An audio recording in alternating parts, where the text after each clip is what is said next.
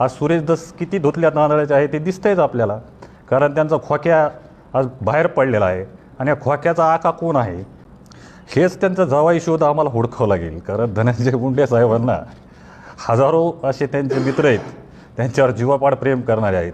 तेच मी सर्वप्रथम सांगितलं की आम्हाला फक्त धनंजय देशमुखांना आपले संतोष देशमुखांना या न्याय पाहिजे. याच्यासाठी धनंजय मुंडे साहेबांचा कुठलाही कार्यकर्ता आम्ही आज बोलत नाहीत आणि ते न्याय आपल्याला न्यायव्यवस्थेकडून घ्यायचा असल्याकारणानं अशा प्रकारच्या सनसनाट्या आम्हाला निर्माण करायच्या नाहीत.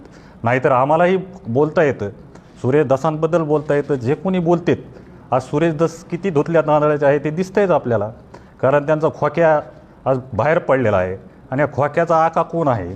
कारण ते स्वतःच म्हणतात की तो एक साधा कार्यकर्ता आहे आणि असा साधा कार्यकर्ता जर 200 मोरं हरणं कापून खातो, मग याच्या मागं हा सुरेश दस नसतील हे कुठून सांगता येईल. आणि ह्याच्यामध्ये सुरेश दस 100% आहेत आणि त्यांनासुद्धा याच्यामध्ये आरोपी केलं पाहिजे, ही बी माझी या ठिकाणी मागणी राहणार आहे.